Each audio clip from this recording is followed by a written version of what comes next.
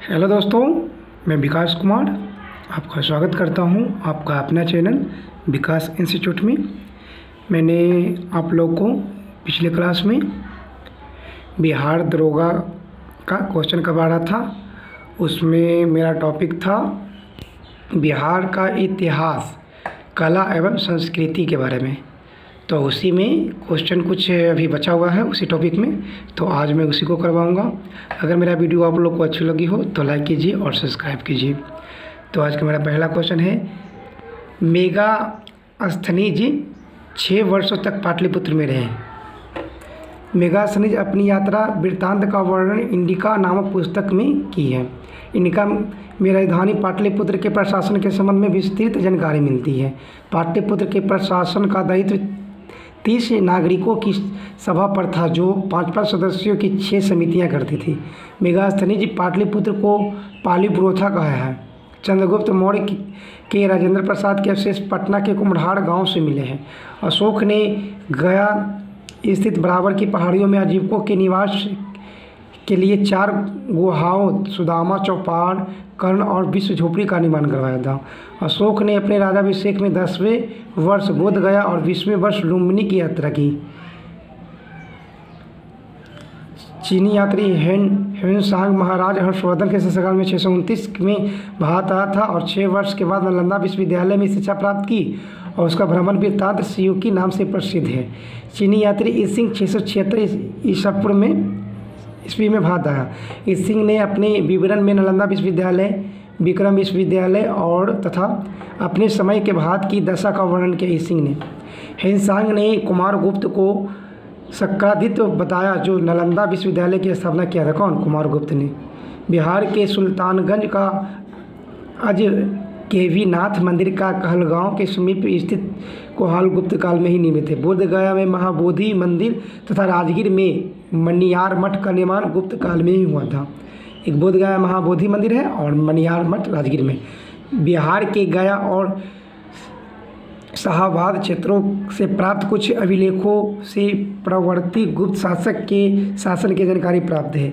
शशांक ने बोधगया में महाबोधि वृक्ष को कटवा दिया और शशांक शैव उपासक था।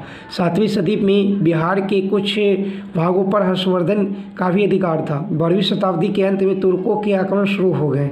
धर्मपाल ने विक्रमशिला विश्वविद्यालय की स्थापना की तथा नालंदा विश्वविद्यालय को 200 ग्राम दान में दिए थे धर्मपाल ने। उदंतपुरी एवं जगदल विश्वविद्यालय की स्थापना भी पाल शासकों ने की थी। बख्तियार खिलजी ने जब बिहार के क्षेत्रों पर आक्रमण अभियान चलाया, तब नरसिंह देव ने उसे नजराना और धन दौलत देकर संतुष्ट किया था, जब आक्रमण किया था।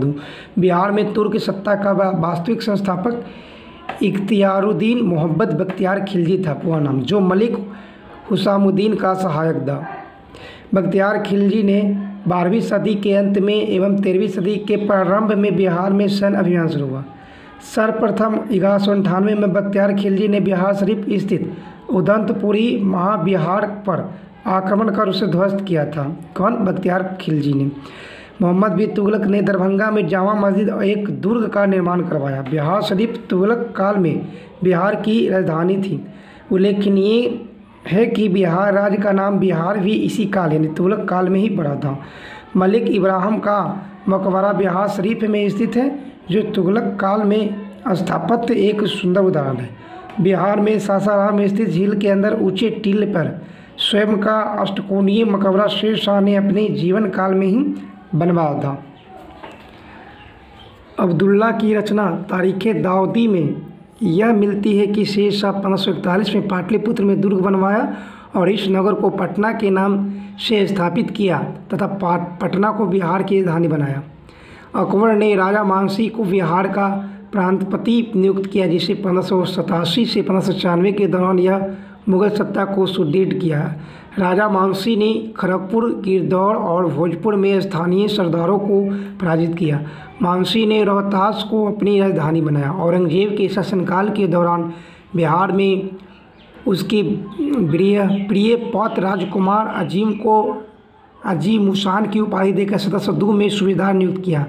राजकुमार अजीम ने पटना का नाम अजीमाबाद किया तथा इसके निर्माण में 1 करोड़ रुपये खर्च किया। बिहार का सिख धर्म के संबंध काफ़ी पुराना है। ऐसा माना जाता है कि गुरु नानक ने राजगीर, पटना, मुंगेर, भागलपुर, कहलगांव, राजमहल आदि क्षेत्रों की यात्रा करते हुए इस क्षेत्र में अपने सिद्धांतों का प्रचार किया और अनेक शिष्य बनाए। 17वीं शताब्दी के उत्तरार्ध में सिखों ने 9वें गुरु तेग बहादुर सासाराम एवं गया और लेते हुए पटना आए थे। पटना में 26 दिसंबर 1666 में गुरु गोविंद सिंह का जन्म हुआ, जो आगे चलकर सिख धर्म के 10वें गुरु बने। गुरु गोविंद सिंह ने खालसा पंथ 1699 में स्थापना किया था। अपने पिता के आदेश पर गुरु गोविंद सिंह जी पटना को छोड़कर पंजाब में अनंतपुर चले गए। सर्वप्रथम बिहार के क्षेत्र में पुर्तगालियों का आगमन हुआ था। वैसे तो पुर्तगाली का व्यापारिक केंद्र हुगली में था, किंतु वे नाव द्वारा पटना आते थे और मसाले, चीनी, मिट्टी के बर्तन आदि के बदले में सूती एवं अन्य वस्त्र ले जाते थे। अंग्रेज़ों की फैक्ट्री गुलजारबाग स्थित गवर्नमेंट प्रिंटिंग प्रेस थी। 1664 में जब चारनाक को पटना फैक्ट्री के प्रधान बनाया गया था, इस पद पर 1680-81 तक रहा था। प्लासी का युग जो 23 जून 1757 के पश्चात क्लाइव ने मीर को बिहार का उप नवाब बनाया, किंतु बिहार की सत्ता नायब नजीर राजा नारायण के हाथों में थी। 1632 में बिहार क्षेत्र में डच फैक्ट्री की स्थापना हुई, पर वर्तमान में पटना कॉलेज की उत्तरी इमारत डच फैक्ट्री थी। डच बिहार में क्षेत्र में सूती वस्त्र, अनाज और सोडा का व्यापार करते थे। जो आए थे ना वो तो बाद में आए थे, मगर यह बिहार की बात की जा रही है। डेन फैक्ट्री की स्थापना पटना सिटी स्थित नेपाली कोठी के समीप 1774 ईस्वी में है। मीर कासिम ने अपनी राजधानी मुर्शिदाबाद से मुंगेर स्थानांतरित किया। 1767 में धीरज नारायण को हटाकर सीताब राय को कंपनी द्वारा नायब दीवान बनाया गया। अकाल की समस्या से निपटने के लिए 1783 से 84 में अनाज भंडार के लिए पटना में गोलघर का निर्माण करवाया गया। 1911-12 तक बिहार क्षेत्र बंगाल प्रेसिडेंट का अंग रहा। बिहार में बहावी आंदोलन के नेता मौलवी विलायत अली थे। बहावी आंदोलन के नेता मुस्लिम समाज में एक सुधार आंदोलन था। 1828 से 1969 तक पटना बहावी आंदोलन का प्रमुख केंद्र था। बिहार के बहावी आंदोलन का दमन 1863 में आंबला यानी पंजाब अभियान के पश्चात हुआ। नौनिया विद्रोह मुजफ्फरपुर के जेल में हुआ था। जेल में प्रत्येक कैदी को पीतल का लोटा दिया जाता था। अंग्रेजी सरकार ने निर्णय लिया कि पीतल के लोटे की जगह कैदियों को मिट्टी के बर्तन दिए जाएं।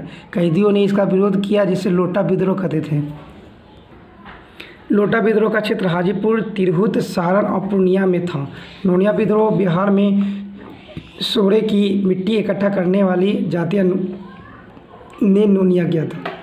बिहार में 1857 विद्रोह का प्रारंभ 12 जून 1857 को देवघर जिला के रोहनी यानी वर्तमान में झारखंड नामक स्थान से प्रारंभ हुआ। वर्तमान में अंग्रेज के विरुद्ध प्रथम आंदोलन 3 जुलाई 1857 को पीर अली के नेतृत्व में पटना के उरहट्टा मोहल्ले से प्रारंभ हुआ। कमिश्नर टेलर ने पटना सिटी के विद्रोह में बलपूर्वक दमन किया और पीर अली के घर में फुनता नष्ट करवा दिया। 17 व्यक्तियों को फांसी की सजा दी गई। 25 जुलाई 1857 को ही दिन दानापुर में 3 रेजिमेंटों 7वीं, 8वीं और 40वीं में सैनिक विद्रोह हुआ। सैनिक रेजिमेंट जगदीशपुर के जमींदार कुंवर सिंह से मिल गई तथा इसके सहयोग से कुंवर सिंह ने आरा नगर की कचहरी और राजकोष अधिकार कर लिया। बलिया के समीप अंग्रेजों के साथ युद्ध में विजय होने के बाद जगदीशपुर की ओर लौटने के क्रम में कुंवर सिंह 23 अप्रैल 1858 को कैप्टन ली ग्रांट के नेतृत्व में ब्रिटिश सेना को बुरी तरह से पराजित किया। कुंवर सिंह सिपाही विद्रोह में घायल हो गए। 25 अप्रैल 1858 को उनकी मृत्यु हो गई। 23 अप्रैल को बिहार में विजय दिवस मनाया जाता है। बिहार में 1857 के प्रमुख केंद्र दानापुर, सारण, तिरहुत, चंपारण, मुजफ्फरपुर, भागलपुर, गया, रोहतास, सहरसा, सासाराम, जागीर, बिहार शरीफ आदि है। पटना में बांकीपुर 16 दिसंबर 1916 में आयोजित एक सभा में होम रूल लीग के स्थापित करने का निर्णय लिया गया।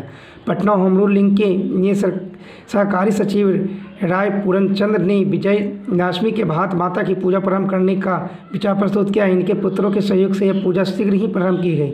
बिहार का चंपारण जिला 1917 में महात्मा गांधी भारत में सत्याग्रह का प्रयोग पहला स्थल रहा। प्रत्येक बीघे पर किसानों को 3 कट्ठे में नील की खेती अनिवार्य करनी होती थी। इन्हें 3 कट्ठिया व्यवस्था करते थे। राजकुमार शुक्ल के अनुरोध पर गांधी जी कलकत्ता में 15 अप्रैल 1917 को पटना, मुजफ्फरपुर, दरभंगा होते हुए चंपारण पहुंचे थे।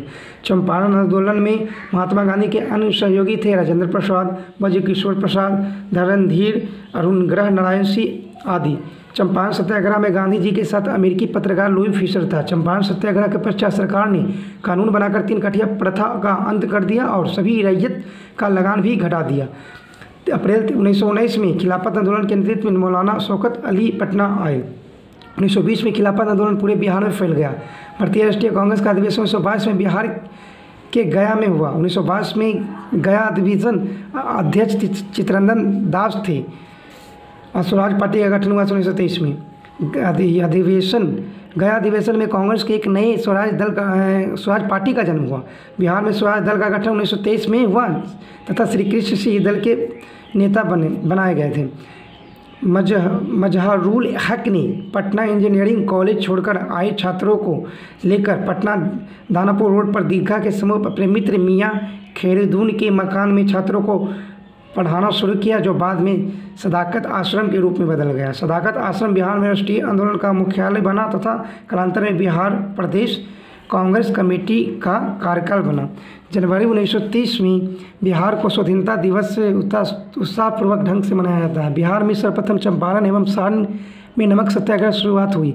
सारण जिले के विरजा, गिरिया कोठी एवं हाजीपुर के क्रमशः 6, 7 एवं 8 अप्रैल 1930 को नमक सत्याग्रह आरंभ हुआ। मुजफ्फरपुर के 7 अप्रैल 1930 को चंपारण जिले के कई स्थानों पर 15 अप्रैल को नमक कानून भंग हुआ। पटना में 16 अप्रैल 1930 को नमक सत्याग्रह शुरू हुआ तथा नखासपिंड नामक स्थान नमक कानून भंग करने के लिए चुना गया।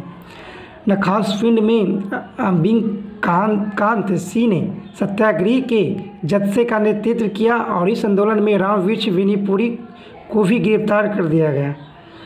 सविनय अवज्ञा आंदोलन के प्रभाव में छपरा जेल के कैदियों ने स्वदेशी वस्त्र की मांग की और उसके उपलब्ध में नहीं करवाए जाने पर नंगे रहने का निश्चय किया। इसे नंगे हड़ताल के नाम से भी जाना जाता है। मई 1934 में पटना में नरेंद्र देव की अध्यक्षता में कांग्रेस सोशलिस्ट पार्टी का गठन हुआ था। गंगा शरण सिन्हा, राम वृक्ष विनीपुरी, रामानंद मिश्रा आदि ने 1931 में बिहार सोशलिस्ट पार्टी का गठन किया। 17 अगस्त 1942 में विद्यार्थियों के एक जुलूस ने पटना में सचिवालय भवन के पूर्वी गेट पर राष्ट्रीय ध्वज फहरा दिया तथा आगे बढ़ने की कोशिश की। पटना की जिलाधीश WG आर्चर्ड के आदेश पर पुलिस ने जुलूस पर गोली चलवाई, जिससे 7 छात्र मारे गए। जुलूस में मारे गए 7 छात्र उमाकांत प्रसाद सिंह, रामानंद सिंह, राजेंद्र सिंह, राम गोविंद सिंह, सतीश प्रसाद झा, जगपति कुमार और देवीपंत चौधरी थे। स्वतंत्रता प्राप्ति के पश्चात सचिवालय गोलकांड में स्थान पर शहीद स्मारक का निर्माण किया गया। शहीद स्मारक का शिलान्यास बिहार के प्रथम राज्यपाल जयराम दास दत्त राम ने किया था। शहीद स्मारक का औपचारिक अनावरण देश के प्रथम राष्ट्रपति राजेंद्र प्रसाद 1956 में किया। 1942 ईस्वी में भारत छोड़ो आंदोलन के ईशान को अपराधी जिला घोषित किया गया। 9 नवंबर 1942 को दीपावली की रात्रि में जयप्रकाश नारायण, रामानंद मिश्र, योगेंद्र शुक्ल, सूरज नारायण सिंह आदि ने हजारीबाग जेल को फांगकर भागने में सफलता प्राप्त की। सिवान थाने पर राष्ट्रीय झंडा लहराने की कोशिश में फुलेना प्रसाद श्रीवास्तव पुलिस की गोलियों के शिकार हुए, जबकि गया के कुर्था थाने पर झंडा लहराने की कोशिश में श्याम बिहारी लाल मारे गए। झंडा फहराने के प्रयास में कटिहार थाने के डुमराव में पुलिस ने ध्रुव कुमार और कपिल मुनि को गोली मार दी।